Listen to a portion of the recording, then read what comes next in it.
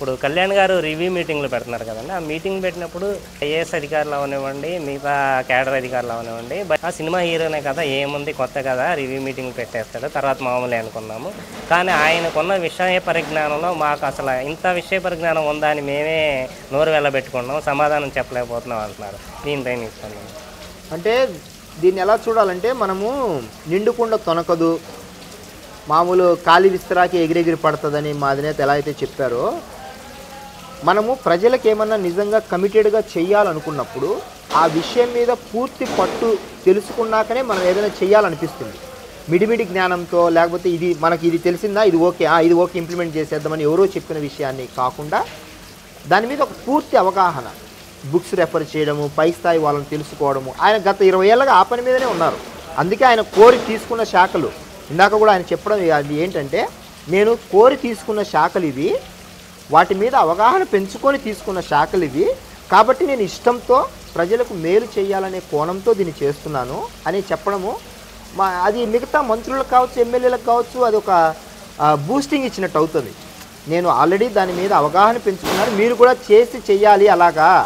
So that ఏమవుతుందంటే, ప్రజలకు మరింతగా మనం మేలు చేసిన వాళ్ళం అవుతాము.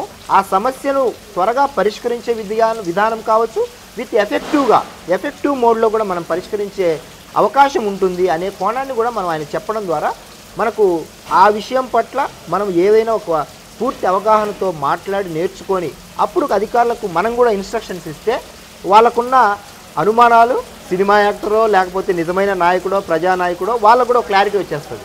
సో వాళ్ళు కూడా మరింత హ్యాపీగా, మరింత జెన్యూన్గా, మరింత డెడికేటెడ్గా పనిచేస్తారు.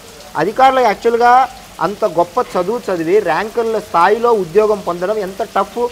వాళ్ళు ఎందుకు వస్తారు? ప్రజలకు సర్వీస్ చేయడానికే వస్తారు. కానీ రాజకీయ నాయకులు, ప్రభుత్వాలలో జరిగే కొందరి అసమర్థ నాయకత్వం వల్ల వాళ్ళు అలా తయారవుతారు. వ్యవస్థను మార్చలేక ఒక బాధతో అలా తయారైపోతారు. కానీ సరైన నాయకుడు వచ్చినప్పుడు వాళ్ళకు కూడా గర్వంగా ఫీల్ అవుతారు. మంచి నాయకుడి దగ్గర పనిచేస్తున్నాము, ప్రజలకు నిజంగా నిజంగా అవకాశం వచ్చింది అని గర్వంగా ఫీల్ అవుతారు. అలాంటి అవకాశం ఈ గవర్నమెంట్లో, ముఖ్యంగా పవన్ కళ్యాణ్ గారి కింద ఉన్న శాఖల కింద ఉన్న పనిచేసే ప్రతి అధికారి ఈరోజు ఫీల్ అవుతున్నారు. It's a proud moment for us, really it's a proud moment. Pawan Kalyan గారిని మాట్లాడితే గత ప్రభుత్వం అవనివ్వండి, ఇప్పుడు ప్రతిపక్ష పార్టీ అవనివ్వండి, ప్రతిపక్షం కూడా కాదనుకోండి, 11 సీట్లకే పరిమితమైన పార్టీ వాళ్ళు గతంలో విమర్శించిన విమర్శలు ఎక్కువగా ఇంటర్ క్వాలిఫికేషన్ ఉన్నది. మరి ఈ రోజున ఆ ఇంటర్ చదివిన వ్యక్తి విషయ పరిజ్ఞానం ముందు ఐఏఎస్లు పెద్ద పెద్ద మేధావులే హౌరా అని నోరెళ్ళ పెట్టుకున్నారు. మరి మీరు అలాంటి వాళ్ళకి ఇప్పుడు ఏ విధంగా సమాధానం చెబుతున్నారు? సమాధానము, ఒక 25 రోజులు ఆయన శాఖల కింద పనిచేసిన తీరు, అధికారులు ఇచ్చిన కాంప్లిమెంట్స్ ఒకటి ఆన్సర్ అయితే, రెండో ఆన్సర్ ఏంటంటే, మనకు ఇంతవరకు ఎడ్యుకేషన్ బేస్డ్గా ఏ మంత్రి పదవి కానీ ఎమ్మెల్యే కానీ పెట్టలేదు భారతదేశంలో. పలానా మంత్రి పదవికి కానీ, పలానా ఎమ్మెల్యేకి కానీ, లేకపోతే పలానా రాజకీయ పార్టీ నాయకుడికి క్వాలిఫికేషన్ పెట్టలేదు. ఎందుకు పెట్టలేదంటే, మనసుతో పనిచేసే వ్యక్తికి క్వాలిఫికేషన్ అక్కర్లేదు, అందుకు పెట్టలేదు. ఎందుకంటే గతంలో మన స్వాతంత్ర సమరయోధులు అందరూ పెద్దగా చదువుకున్న వాళ్ళు కాదు, కానీ దేశం కోసం ప్రాణాలు ఇచ్చారు. ఎందుకు? దేశం మీద ప్రేమ, నా తరము, నా పిల్లల తరము, నా భవిష్యత్తు తరాలు బాగుండాలని ప్రాణాలు ఇచ్చారు. అది ఏ ఇంటెన్షన్తో ఇచ్చారంటే దేశం మీద ప్రేమ. అక్కడ త్యాగం చేసే గుణం ముఖ్యం. పనిచేసే మనం ఎంత నిబద్ధతతో దేశం కోసం పనిచేస్తున్నామనేది ముఖ్యం. Qualification doesn't matter.